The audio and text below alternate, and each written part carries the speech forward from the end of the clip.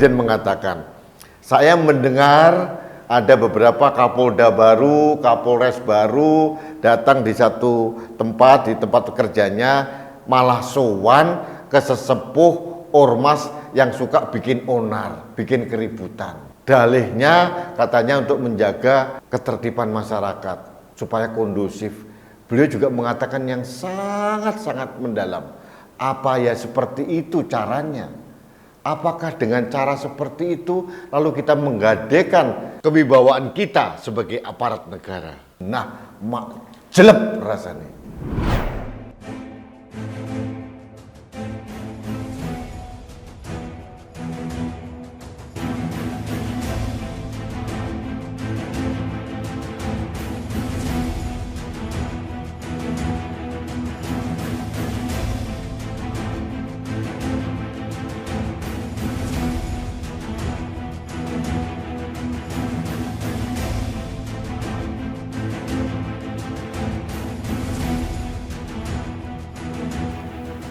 Halo sahabat Indonesia, kita bertemu lagi dalam Opini Rudi akhir pekan.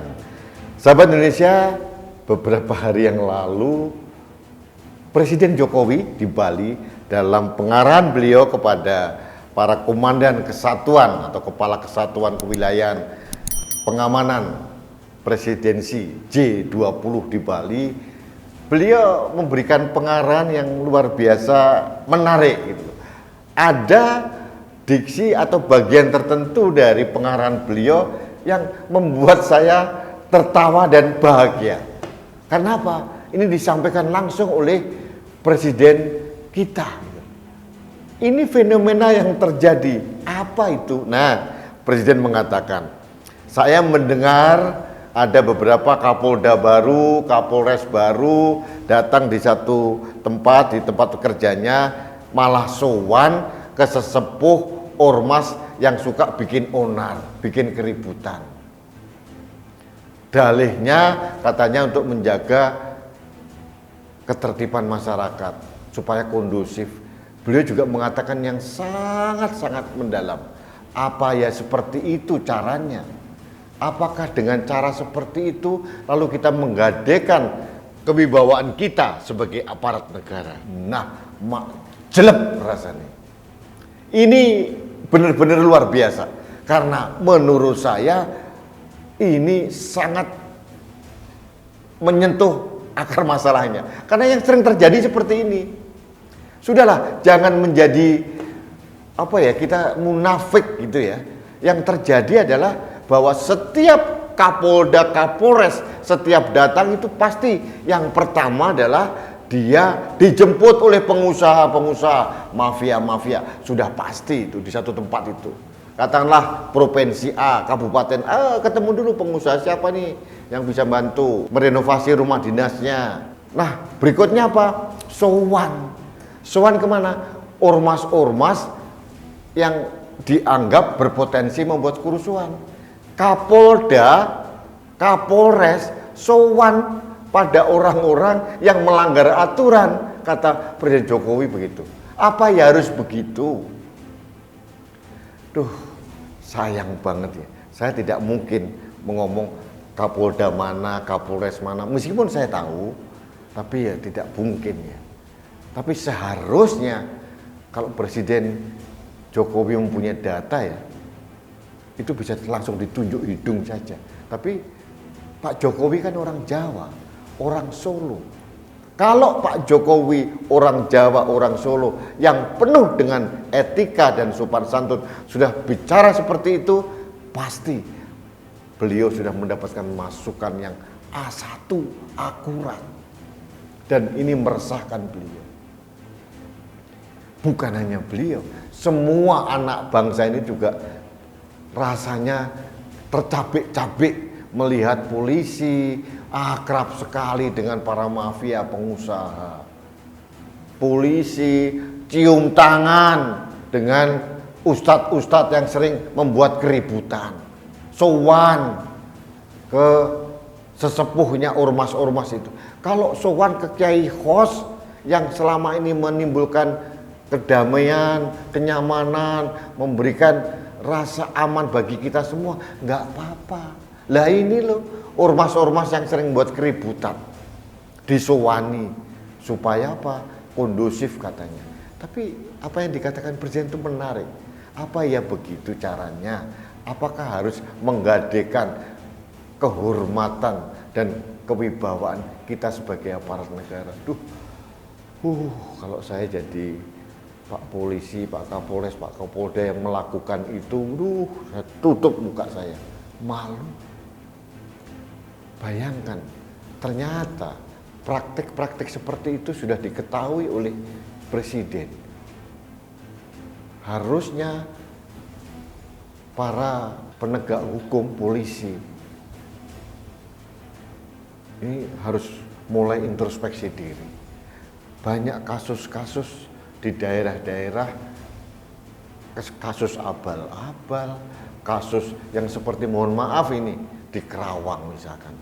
Ada istri mengingatkan suami, kemudian malah dipersangkakan, masuk ke pengadilan, untung diviralkan, akhirnya jaksa mencabut tuduhan.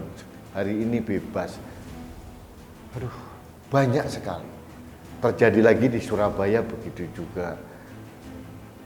Istrinya supaya tidak dapat harta gono gini, lalu dibuatlah, dikasuskan. Dengan kerjasama dengan penyidik-penyidik, akhirnya istrinya masuk penjara. Hukum di tangan orang-orang jahat mengerikan rasanya. Apakah masih ada polisi-polisi yang baik dan jujur? Masih, saya percaya, masih ada. Tapi jumlahnya berapa ya? Makanya kemarin pada waktu masyarakat gemes memunculkan tagar percuma lapor polisi, itu begitu mudah ditangkap oleh publik. Karena apa? Publik merasakan seperti itu. Jadi ini tugas Pak Kapolri Listio Sigit ini luar biasa berat, karena mewarisi sistem atau perilaku-perilaku polisi yang seperti itu. Berbahaya. Sekarang tolong tunjuk saya, mana pengusaha-pengusaha yang tidak mencoba mendekati Kapolda baru, Kapolres baru. Sebagai contoh saja, di Sulawesi Utara, itu tanggal 27 September ada bentrokan di lahan pertambangan emas ilegal PT BDL.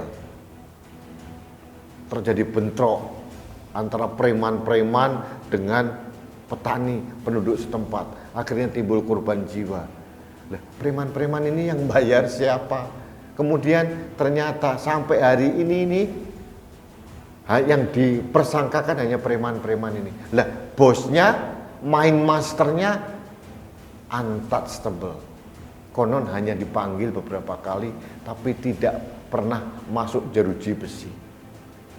Yang nyuruh itu harusnya yang ditangkap. Inilah menjadi PR kita semuanya. Karena kita semua mencintai Polri.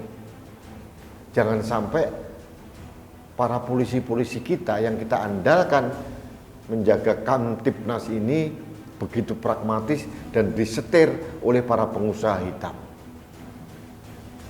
Sahabat Indonesia, saya pernah melihat satu tayangan yang sangat menarik, judulnya adalah Belajar dari Jenderal Hugeng Iman Santoso. Ini adalah Kapolri yang kelima selama Republik ini ada, dan Kapolri yang pertama di era Orde Baru. Hanya luar biasa, melegenda. Sahabat Indonesia, apa yang dikatakan oleh Presiden ini adalah sebetulnya sudah bukan lagi lampu kuning, sudah lampu merah, alarm buat Polri dan buat Kapolri. Beliau mempunyai slogan presisi, tolong tunjukkan Pak. Rakyat akan mendukung polisi pada saat polisi sesuai dengan aturan dan koridor. Tapi polisi yang di bawah-bawah ini juga melihat atasannya Pak. Kalau Kapolres atau Kapolda begitu akrab dengan pengusaha-pengusaha di daerah tersebut, ya mana mungkin anak buahnya berani mengulik-ngulik pengusaha itu. Kalau Kapolres atau Kapolda sudah sowan ke sesepuh ormas yang sering membuat keributan, mana mungkin ormas itu berani disentuh oleh aparat itu. Jadi ada kesewenang-wenangan, ada kezoliman yang merajalela. Jadi tolong para Kapolda, Kapolres, benar-benar ini ikutilah apa yang dihimbaukan oleh Presiden kita. Beliau fokus pada saat ormas-ormas yang sering buat keributan. Saya tahu ormas mana yang dimaksud. Jadi ini menjadi semacam pukulan telak sebetulnya buat para Kapolda, para Kapolres yang sering berbuat seperti itu. Mudah-mudahan ke depan tidak ada lagi polisi seperti itu. Jujur saya tidak saya tidak yakin akan lahir kembali hugeng-hugeng baru di Polri, tapi minimal separuh saja sifat dan sikap seorang Polri seperti Jenderal Hugeng sudah luar biasa. Untuk itu saya mohon filosofi kepemimpinan Jenderal Hugeng harusnya menjadi panduan di akademi kepolisian maupun di tempat pembinaan pendidikan di Polri di semua tingkatan. Nah, sahabat Indonesia, saya punya keyakinan kuat Jenderal Listio Sigit sedang berbenah. Tapi rakyat menunggu bahwa hasil konkretnya itu apa.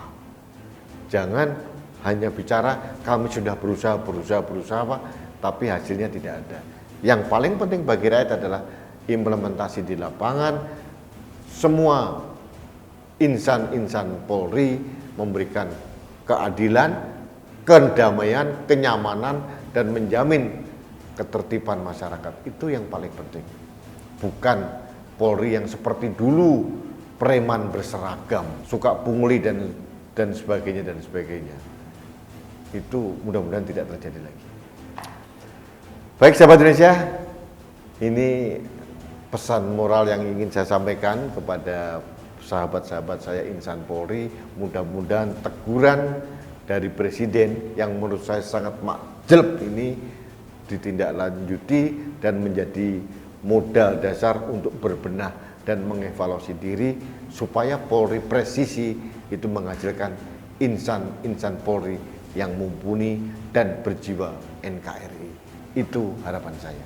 Baik sahabat Indonesia, demikian opini saya hari ini terkait dengan teguran halus dari Presiden kepada Kapolda, kepada Kapolres yang suka bermain-main dengan para pelanggar hukum, kata beliau begitu.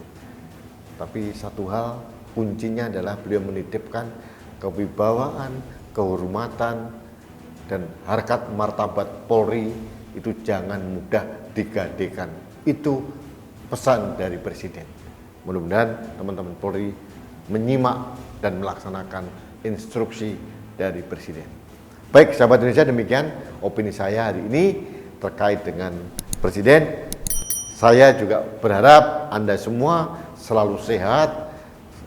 Akhir pekan pasti berinteraksi dengan banyak orang. Jangan pernah lupa menggunakan masker, karena masker saya melindungi Anda, masker Anda melindungi saya, masker kita melindungi Indonesia. Salam satu Indonesia, salam budaya Nusantara, salam toleransi, salam sehat untuk Indonesia. Saya Rudi S. Kamri.